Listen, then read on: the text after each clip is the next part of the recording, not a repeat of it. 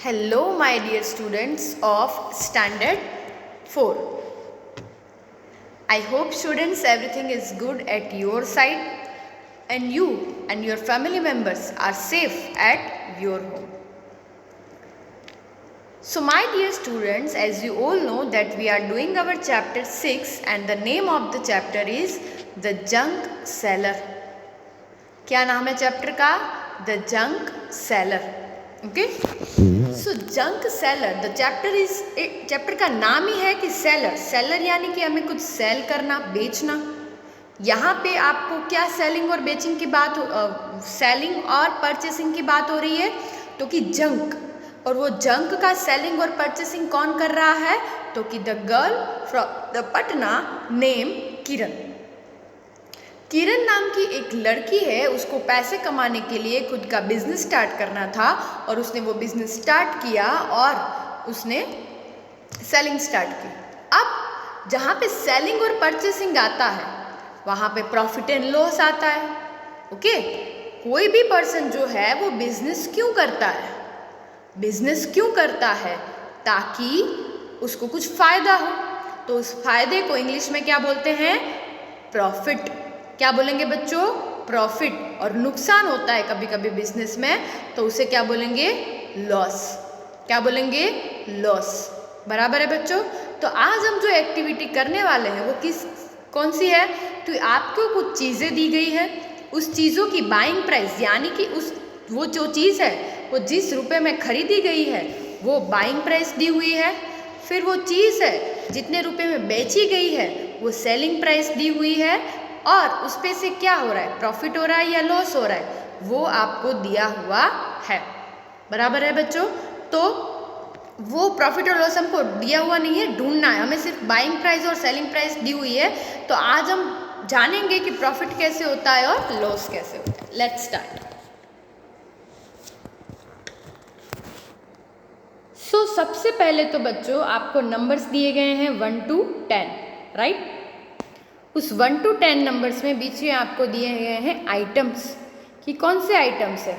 Okay, वो दिए गए हैं. बराबर है. उसके बाद है बाइंग प्राइस, उसके बाद है सेलिंग प्राइस, उसके बाद है प्रॉफिट और लॉस, और उसके बाद है how much profit and how much loss. How much profit and how much loss. Okay, so items में है 10 pencils, 30 notebooks, 5 compass box, 1 table, 1 chair, 1 TV, 4 kg grapes, 2 kg apples, 3 kg sweet lime and 2 school bags. ये items आपको दी गई है. Third वाली जो column है बच्चों, उसमें हर एक ऑब्जेक्ट की आपको सामने बाइंग प्राइस दी हुई है. ओके, और उसके साथ आपको दी गई है सेलिंग प्राइस. क्या दी गई है? Selling price. अब बाइंग प्राइस और सेलिंग प्राइस के ऊपर से आपको क्या डिसाइड करना है? प्रॉफिट और लॉस. बराबर है. तो आपको क्या लगता है, क्या ज़्यादा होगा तो प्रॉफिट होगा और क्या ज़्यादा होगा तो लेस होगा? सिंपल सा मैं आपको एग्जाम्पल यहाँ पे समझाऊँ. अगर किसी के पापा का चॉकलेट, वेफर, बिस्किट सब का बिजनेस है, बराबर है. अब वो जो एक बालाजी का वेफर का पैकेट आता है ना, ये समझ लो कि वेफर का पैकेट है, उसकी बीपी यानी क्या होगी? Buying price. अगर 8 रुपये है और दुकान में वो बेची जाती है सेलिंग प्राइस 10 रुपये में, तो आपके पापा को कितने रुपीस ज़्यादा मिले होंगे? 2 रुपीस ज़्यादा मिले होंगे. सही है कि नहीं? तो ये जो पैसे ज़्यादा मिलते हैं, ये जो फायदा होता है, उसको क्या बोलेंगे हम बच्चों? प्रॉफिट बोलेंगे. क्या बोलेंगे? प्रॉफिट. बराबर है. और अगर वही वेफर का पैकेट आपके पापा ने 10 रुपये में लिया है और बेच रहे हैं आपको 8 रुपये में, तो 2 रुपये तो उनको नुकसान हो गया है कि नहीं? तो ये जो नुकसान हुआ है 2 रुपये, उसको हम बोलेंगे लॉस. क्या बोलेंगे बच्चों इंग्लिश में? लॉस. आ रही है बात समझ में? तो यहाँ पे भी आपको ऐसा ही करना है कि अगर बाइंग प्राइस जो है वो सेलिंग प्राइस से ज़्यादा है तो प्रॉफिट हो रहा है. ओके, वरना लॉस हो रहा है, सॉरी बाइंग प्राइस से सेलिंग प्राइस अगर ज़्यादा है तो प्रॉफिट हो रहा है, और सेलिंग प्राइस अगर बाइंग प्राइस से कम है तो लॉस हो रहा है, नुकसान हो रहा है। तो चलिए एक एक करके देखते हैं। सबसे पहला तो आपको दिया हुआ है 10 पेंसिल्स है। बाइंग प्राइस कितनी है 10 पेंसिल्स की? ₹3535 एंड सेलिंग प्राइस कितनी है? ₹4040। तो प्रॉफिट हुआ या लॉस हुआ? तो यहाँ पे हो रहा है सेलिंग प्राइस 5 रुपये ज़्यादा है, तो पहले तो प्रॉफिट हमें समझ में आ गया। फिर लास्ट वाली कॉलम में हमें पूछा है कि भले प्रॉफिट तो हो रहा है बट कितना प्रॉफिट हो रहा है, तो हाउ मच, तो हमें प्रॉफिट कितना हो रहा है? 5 रुपये। अब वह कैसे पता चला? तो दोनों में से जो बड़ा हो, अगर बाइंग प्राइस बड़ी हो तो बाइंग प्राइस में से सेलिंग प्राइस को माइनस कर दो, और अगर सेलिंग प्राइस बड़ी हो तो सेलिंग प्राइस में से बाइंग प्राइस को माइनस कर दो। बराबर है बच्चों? तो हमारे इस सम में सेलिंग प्राइस जो है वो बाइंग प्राइस से कम है, तो 40 माइनस 35, तो ये क्या होगा? 5 रुपीज़ 5। ओके स्टूडेंट्स, तो इस तरह से हमें करना है। दूसरा है 30 नोटबुक्स। तो 30 नोटबुक्स, यहाँ पे बाइंग प्राइस कितनी है? 135 एंड सेलिंग प्राइस कितनी है? ₹165। बराबर। अब क्लियरली है यहाँ पे कि खरीदा था तो 135 में, बट सेलिंग प्राइस यानी बेचा कितने में? तो कि 165 में। बराबर है। तो ये सेलिंग प्राइस जो है ज़्यादा है, तो ये क्लियर है कि यहाँ पे क्या होगा? प्रॉफिट होगा।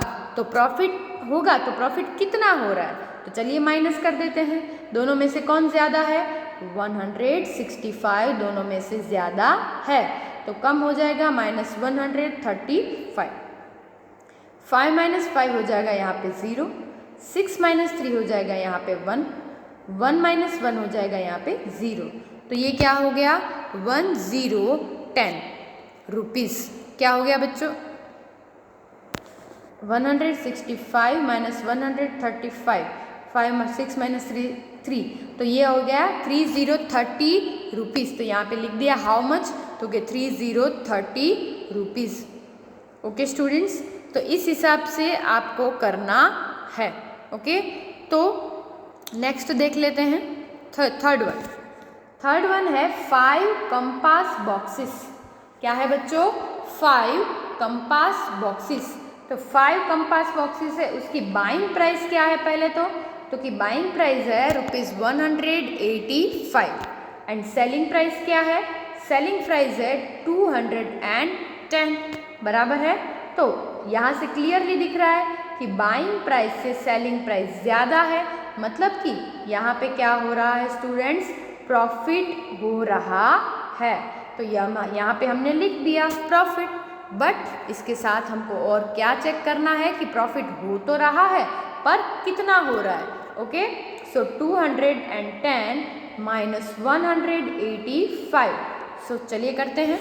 यहाँ पे है 0, यहाँ पे है 5, तो 0 ऊपर क्या आएगा? 10, तो 10 माइनस 5 हो जाएगा यहाँ पे 5। अब यहाँ पे हमने 10 कहाँ से लिया? तो कि 1 के पास से लिया। 1 के पास अब कुछ नहीं बचा, 0 ही बचा है, तो यहाँ पे ऊपर क्या आएगा? 10, 10 माइनस 8 क्या हो जाएगा? 2 हो जाएगा। बराबर। अब यहाँ पे 10 आया, यहाँ पे 1, 1 माइनस 1 क्या हो गया? 0। तो ये क्या हो गया बच्चों? 2525। तो यहाँ पे लिखा है 2525। आई बात समझ में? तो कहने का मतलब है कि सबसे पहले तो आपको बाइंग प्राइस और सेलिंग प्राइस में से प्रॉफिट और लॉस डिसाइड करना है, और प्रॉफिट और लॉस डिसाइड होने के बाद आपको माइनस करके कितना प्रॉफिट एंड कितना लॉस हुआ वो भी दिखाना है। तो जल्दी से ये टेबल पूरा आपकी नोटबुक में कॉपी कर लीजिए और मुझे उसका फ़ोटो भेज दीजिए। Thank you so much students and have a good day.